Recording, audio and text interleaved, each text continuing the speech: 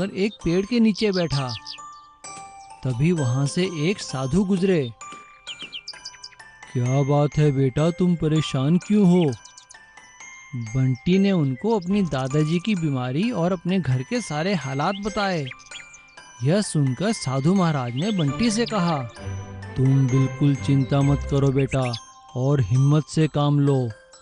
मैं तुम्हें हिमालय में एक ऐसी जगह बताऊंगा जहां से तुम संजीवनी बूटी ला सको, और उसे तुम अपने दादाजी को खिलाना। तुम्हारे दादाजी बिल्कुल ठीक हो जाएंगे। लेकिन महाराज, मैं हिमालय तक जाऊंगा कैसे? मेरे पास तो कोई गाड़ी भी नहीं है इस रिक्शा के अलावा। बेटा, यह रिक्शा ही तुम्हें वहां लेकर जाएगा।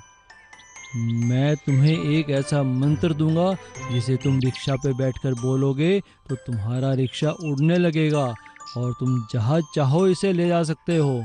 साधु महाराज बंटी के कान में वो मंत्र बोलते हैं। बंटी रिक्शा में बैठकर वह मंत्र पढ़ता है और रिक्शा उड़ता हुआ सीधा हिमालय पर्वत पहुंचता है। अरे वाह, यह तो चमत्कार हो गया। और बंटी वहां से संजीवनी बूटी लाकर अपने दादाजी को खिलाता है। उसके दादाजी ठीक हो जाते हैं। लेकिन उनके पड़ोस में रहने वाला कमलू यह देख के उनसे जलने लगता है। अरे अरे बंटी बेटा, क्या बात है, तुम्हारा रिक्शा तो उड़ने लग गया। क्या बात है, क्या जादू मंत्र करते हो?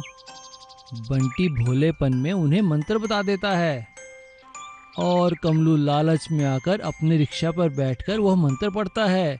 क्योंकि कमलू के दिल में चोर था और उसने लालचवश अपने रिक्शा को उड़ाना चाहा और उसका रिक्शा थोड़ी देर उड़कर एक गड्ढे में जा गिरा। यह देखकर सभी लोग हंसने लगे और बंटी के दादाजी ने उनसे कहा, देखो भाइयों, किसी भी विद्या का गलत उपयोग नहीं करना चाहिए। हमें जो भी ज्ञान मिले उसका हमें अच्छाई के लिए ही प्रयोग करना चाहिए। स्वादिष्ट सांबर। एक शहर में कबीर नाम का युवक रहता था। वह पढ़ा लिखा तो था, परंतु बेरोजगार था। उसने नौकरी की बहुत तलाश की, लेकिन कहीं पर भी उसको नौकरी नहीं मिली। माँ, मैं परेशान हो गया हूँ। मेरे पास तो कोई काम ही नहीं है। अरे बेटा, परेशान मत हो, कभी ना कभी तो नौकरी मिल ही जाएगी। माँ, अब तुम ही कुछ बताओ, मैं क्या करूँ? तू एक काम कर, कुछ दिन के लिए अपनी दादी के पास चला जा, तेरा मन भी लग जाएगा। कबीर दूसरे दिन ही अपनी दादी के यहाँ चला जाता है। कुछ ही दिनों में उसे लगने लगता है कि जो कोई भी उनके घर आता है वह दादी के हाथ के सांबर की बड़ी तारीफ करता है। दादी, तुम्हारे हाथ का सांबर तो बहुत स्वादिष्ट होता है। सभी लोग इसकी बहुत तारीफ कर रहे हैं। मुझे भी ऐसा सांबर बनाना सिखा दो ना। कुछ ही दिनों में कबीर बहुत ही अच्छा सांबर बनाना सीख जाता है। उसके मन में विचार आता है कि क्यों ना मैं खाने पीने का कोई होटल खोल लूं। दादी से आशीर्वाद लेकर कबीर अपने घर वापस आ जाता है।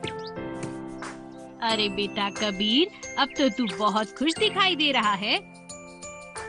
हाँ माँ, मैंने दादी से बहुत स्वादिष्ट सांबर बनाना सीख लिया है। अब मैं कोई खाने पीने का काम शुरू करूँगा।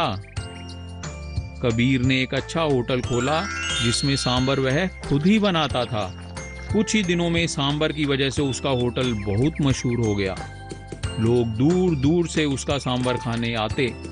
कबीर को इसमें अच्छा मुनाफा होने लगा। एक दूसरे होटल का मालिक, जिसका नाम मोहन था, उसे कबीर की तरक्की फूटी आंख नहीं भा रही थी। इसके लिए मोहन एक योजना बनाता है।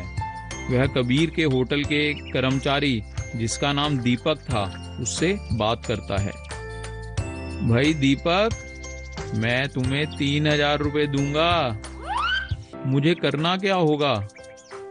जब तुम्हारे यहाँ सांबर बन जाए तो उसमें ज्यादा नमक मिला दिया करो।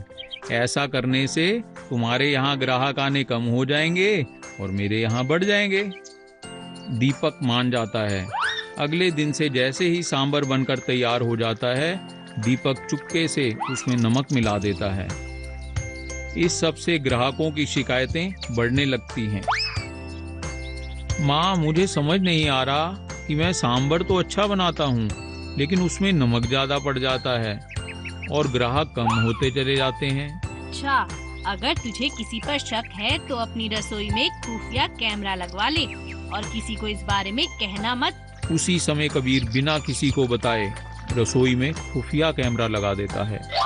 अगले दिन सारा मामला साफ हो जाता है।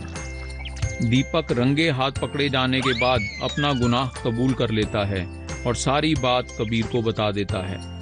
इस बात के लिए मोहन सभी के सामने कबीर से